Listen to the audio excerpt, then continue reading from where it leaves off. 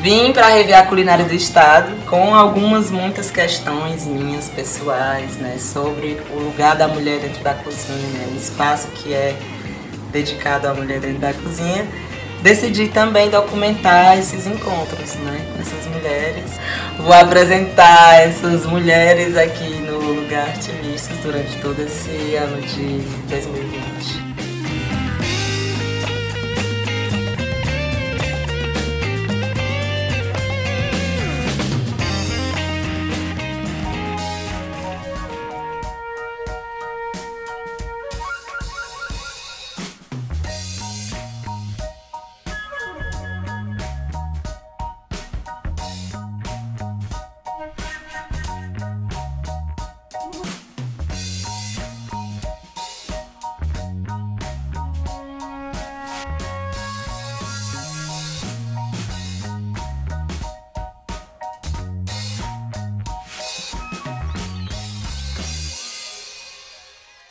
Resido aqui em Fortaleza e especificamente na Praia de Iracema desde 85. Como foi que você chegou em Fortaleza? Fortaleza eu cheguei e vim passar umas férias e não voltei mais. Mais um caso de amor à primeira vista, né? Primeira chegada. Primeira chegada. É. Então desde 85 que você mora em Fortaleza? Desde 85 que eu moro em Fortaleza. Eu sou gaúcha, né, e sempre morei longe do mar. O mar, pra mim, era só nas férias de verão, lá no sul. E quando eu cheguei a Fortaleza, eu fiquei apaixonada. Você caminhando aqui, você pode ver pelas casas. É o único bairro ainda em Fortaleza que ele ainda mantém a arquitetura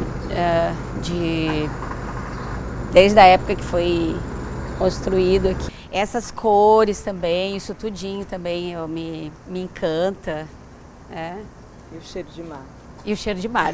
Aliás, o cheiro de mar ele é muito presente o tempo todo, né?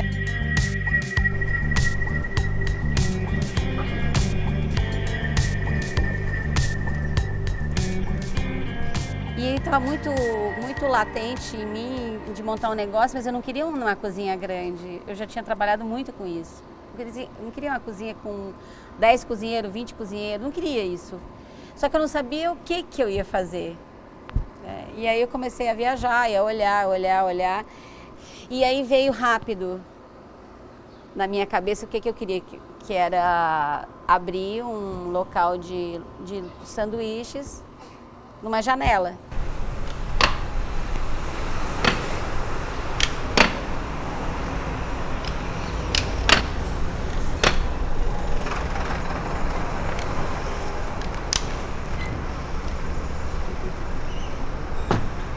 Clarabella abria a janela.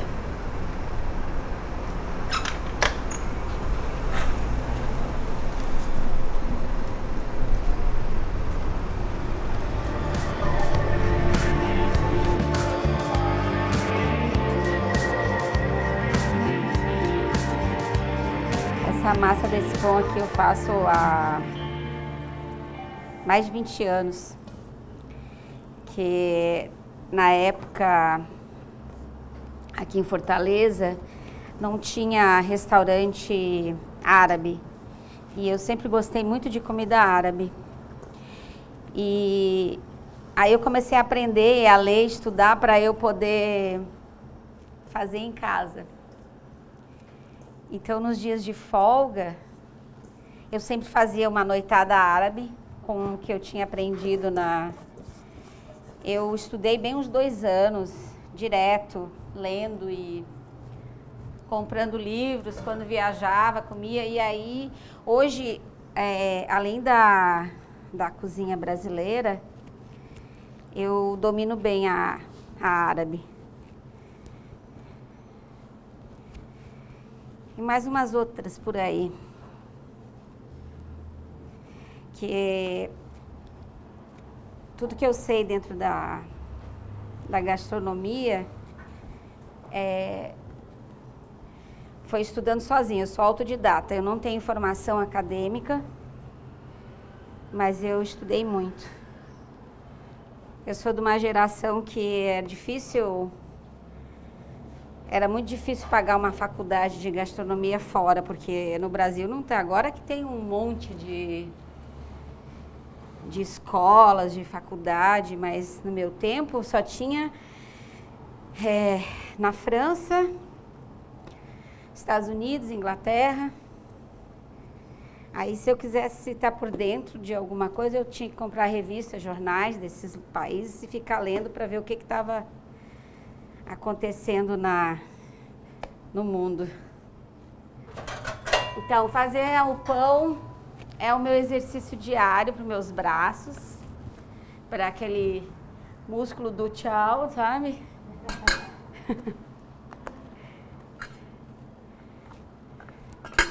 Eu observo com as mulheres que trabalham, né, comigo, que é bem puxado, porque a gente, além de ter esse trabalho como chefe de cozinha, normalmente eu trabalho 16, 18 horas, porque as minhas equipes sempre foram muito grandes. Então, era uma das coisas que me incomodava muito, porque eu não vi meus filhos crescerem. Essa é uma grande dificuldade de qualquer profissão, né, que a mulher enfrenta, porque ela tem o trabalho dela e chega em casa e continua com o trabalho. Eu acho que entra muito a questão do machismo também, porque o homem não cozinha aqui, sabe? Tem aquela coisa assim, o homem não ajuda em casa, o homem não lava louça, o homem não... Entendeu? Então, por isso que as mulheres aqui conseguem ter mais espaço dentro da cozinha, é mais comum, entendeu? Acho que ainda tem muito essa coisa de coronelismo, de homem manda, a mulherada serve a comida no prato para os filhos, serve a comida para o homem, entendeu?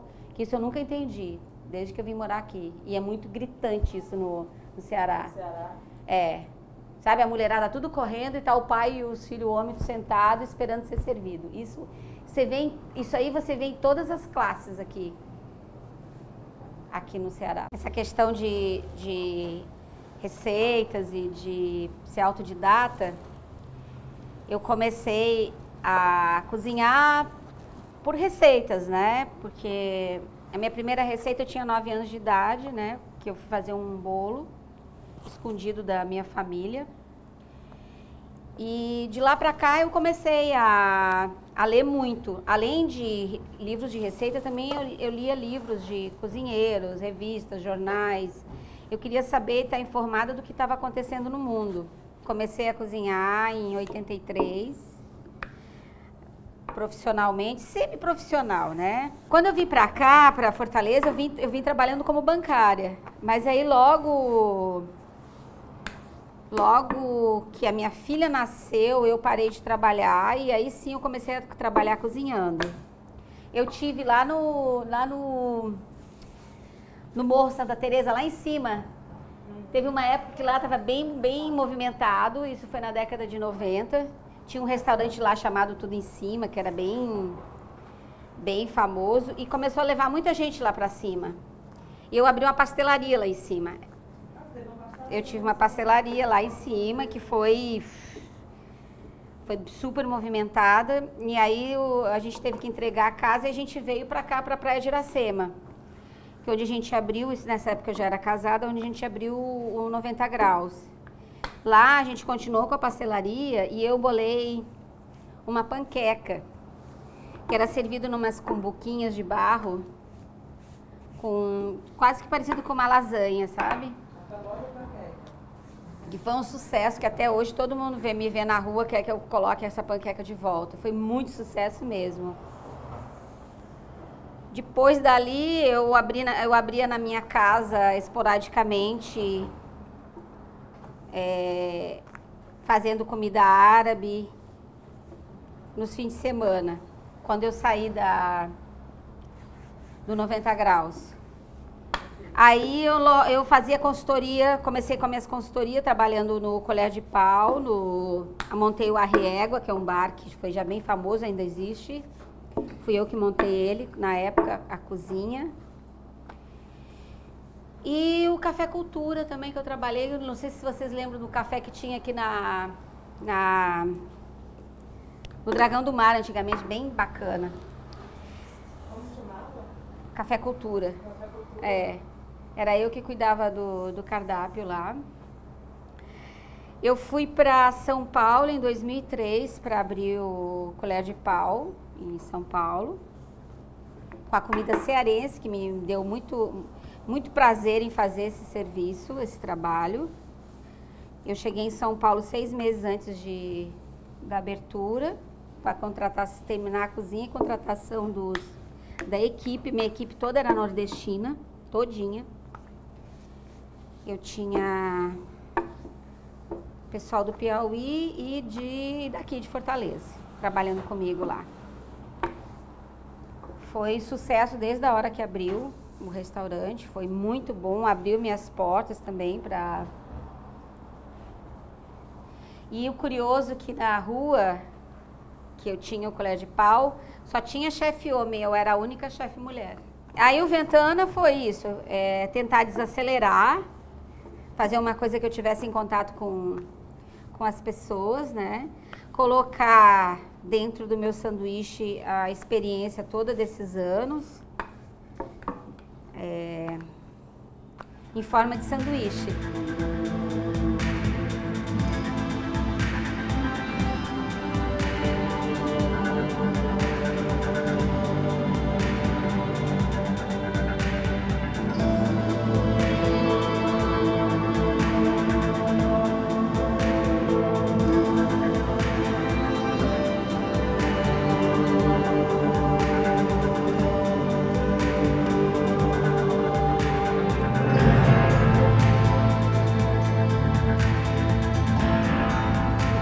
Eu acho que eu tenho que honrar essa ancestralidade, essas duas mulheres que foram tão fortes e que passaram por um monte de dificuldades, né? E eu vim delas, né? E essa minha avó, eu me sinto na responsabilidade de fazer acontecer, até mesmo para mudar a futura geração. Que eu acho que para nós mulheres, se a gente tiver coragem e determinação, não tem o que a gente não consiga fazer. Vamos ver aqui o que vocês... Já estou esquentando o pão. Deixa eu ver se eu estou com tudo ali. Tô.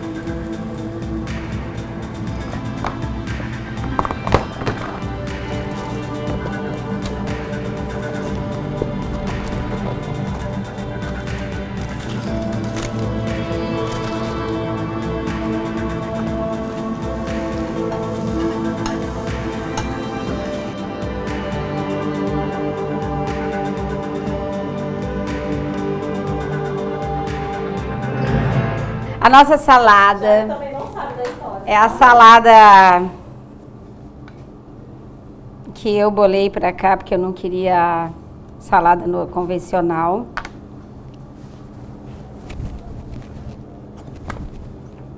Essa é a maionese da casa.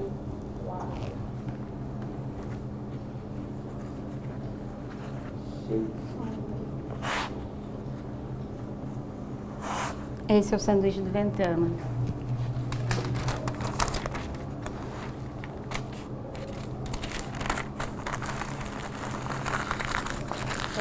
Ela botando lá da panela.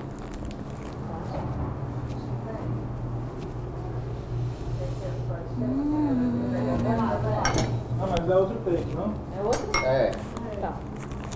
Eu vou fazer outro sanduíche também.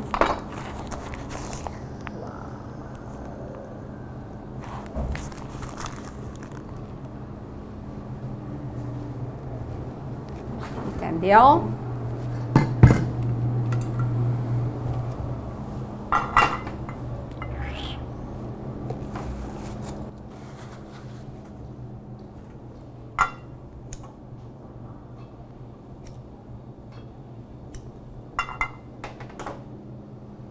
E o bom quando você cria uma salada que você consegue usar em quase tudo que você faz, que era a minha preocupação, né? Porque quanto mais mise en place, mais trabalho, mais custo.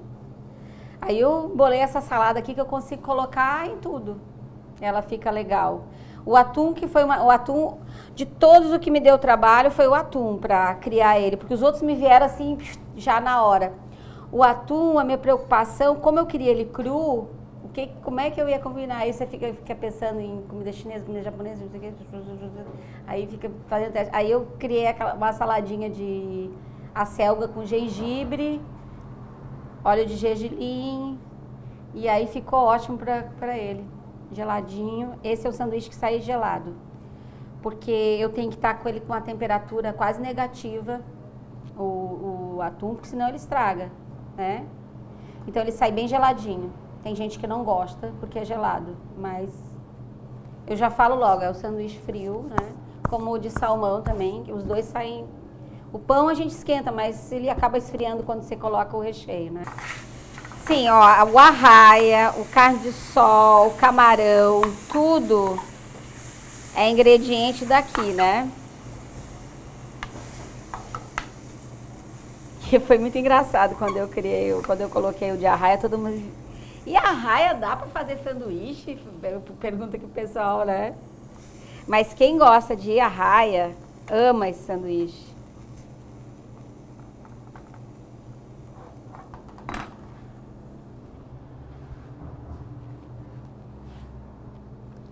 O trabalho é o mesmo que a gente tem de uma cozinha grande, porque a gente faz todo o preparo e a gente faz todo o posicionamento de tudo.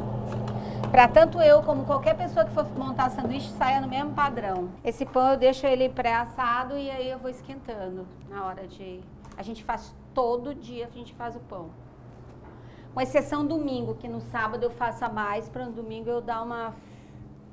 Mas todo dia eu faço pão.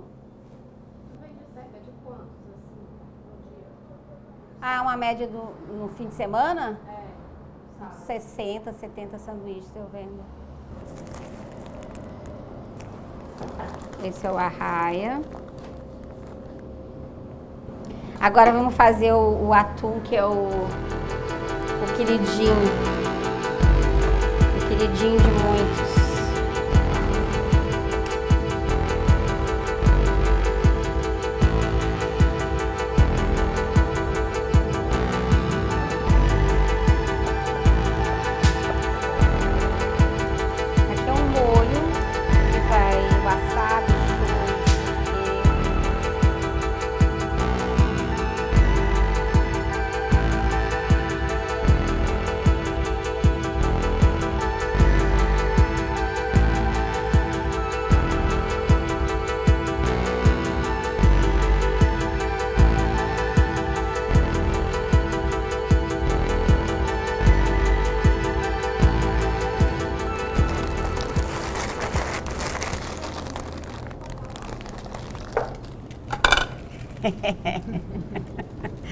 Dá aquela risadinha, cara. Bon appétit.